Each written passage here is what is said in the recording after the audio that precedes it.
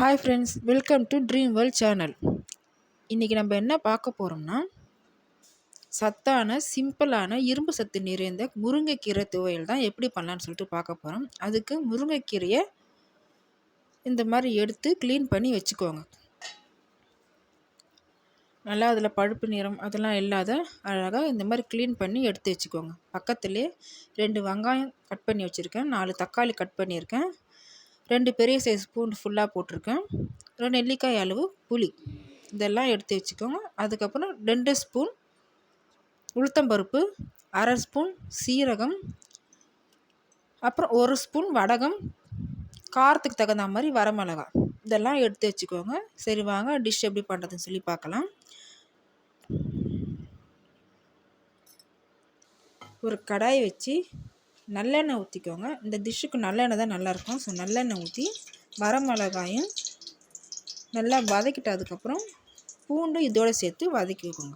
பூண்டு நல்லா கலர் மாதிரி வரணும். கலர் மாதிரி வந்து ரெண்டுத்தையும் வதக்கி எடுத்து ஒரு தட்டில் ட்ரான்ஸ்ஃபர் பண்ணி எடுத்து வச்சுக்கோங்க.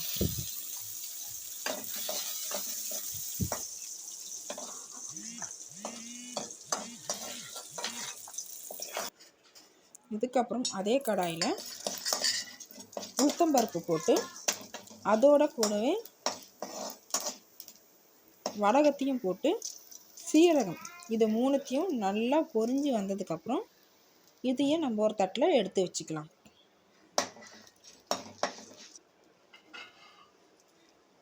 இப்போ நல்லா வதங்கிடுச்சு. இப்போ இதை ஒரு தட்டுக்கு ட்ரான்ஸ்ஃபர் பண்ணி வச்சுக்கலாம்.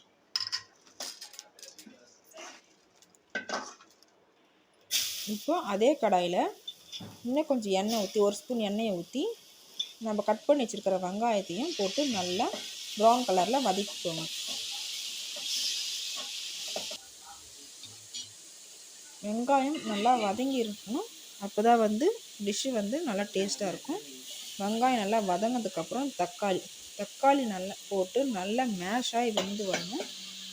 நல்லா வதக்கிக்கோங்க. நல்லா வதங்கினதுக்கப்புறமா இதோட நம்ம எடுத்து வச்சுருக்கிற நெல்லிக்காய் அளவு புளி அந்த புளியும் இதோட போட்டு நல்லா வதக்கிக்கோங்க. இது மூணுமே பச்சை வாசனை போய் நல்லா வெந்து வரணும். ஓகேங்களா? நல்லா வதக்கினதுக்கப்புறம் இதையும் ஒரு தட்டுக்கு ட்ரான்ஸ்ஃபர் பண்ணி வச்சுருங்க.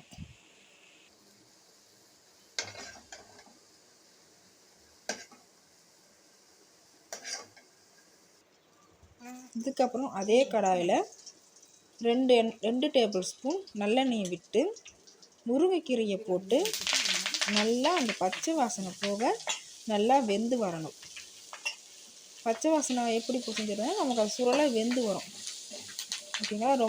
ரொம்ப நேரம் முருங்கைக்கீரையை ரொம்ப நேரம் வேக விட்டிங்கன்னா அது கசந்துடும். ஸோ போட்டு ஒரு 3 நிமிஷத்துக்குள்ளே அதை வதக்கி நம்ம எடுத்து அதையும் ஒரு தட்டில் போட்டு ஆற வச்சுக்கணும். இந்த டிஷ்ஷுக்கு தேவையான உப்பு இதிலேயே போட்டு வதக்கியாச்சு. இப்போ எல்லாம் இதில் பார்த்திங்கன்னா பூண்டு, வரமிளகா, சீரகம், உளுத்தம்பருப்பு எல்லாம் வதக்கி ஆறிட்டுருக்கு. இந்த பக்கம் வெங்காய தக்காளி ஆறிட்டுருக்கு. இந்த பக்கம் பார்த்திங்கன்னா முருங்கைக்கீரை இதுவும் வதக்கி ஆறிட்டுருக்கு. இதெல்லாம் நல்லா ஆறினதுக்கப்புறம் ஒரு மிக்ஸி ஜார் எடுத்து ஃபஸ்ட்டு பூண்டு, வரமிளகா, உளுத்தம்பருப்பு, வடகம் இதெல்லாம் போட்டு ஒரு கோஸாக அரைச்சிக்கோங்க. இந்த மாதிரி கோஸாக அரைச்சதுக்கப்புறமா இதுலேயே வெங்காயம், தக்காளி அதுக்கப்புறம் முருங்கைக்கீரை போட்டு நல்லா நம்ம துவையல் மாதிரி நல்லா அரைச்சி எடுத்துக்கோங்க. இப்போ இந்த ஸ்டேஜில் உப்பு காரம் எல்லாம் கரெக்டாக இருக்கான்னு பார்த்துக்கோங்க. இப்படி பத்தலைன்னா மறுபடியும் போட்டு அரைச்சி இந்த மாதிரி ஒரு கிண்ணத்தில் ட்ரான்ஸ்ஃபர் பண்ணி எடுத்து வச்சுக்கோங்க. வச்சதுக்கப்புறமா ஒரு சின்ன கடாய் தாளிக்கிற கடாய் வச்சு அதில் 1 டேபிள் ஸ்பூன் நல்லெண்ணெயை விட்டு கொஞ்சம் கடுகு, கொஞ்சம் உளுத்தம்பருப்பு, கொஞ்சம் சீரகம் போட்டு நல்லா பொரிஞ்சு வந்ததுக்கப்புறமா நம்ம தாளிச்சதை எடுத்து அந்த துவையலோடு நம்ம சேர்த்துப்போம்.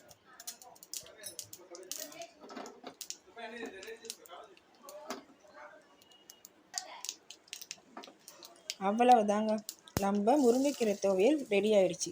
ரொம்பவே சூப்பராக ஹெல்த்தியான முருங்கைக்கீரை துவையல். சாப்பிட மாட்டேன்னு சொல்கிற பசங்க கூட இந்த மாதிரி நீங்கள் செஞ்சு சாப்பாடில் பிசைஞ்சு கொடுத்தீங்கன்னா பசங்க நல்லா சாப்பிடுவாங்க. பெரியவங்களும் ரொம்ப விரும்பி சாப்பிடக்கூடிய சத்தான இரும்பு சத்து மிகுந்த முருங்கைக்கீரை துவையல் ரெடி. தேங்க்யூ.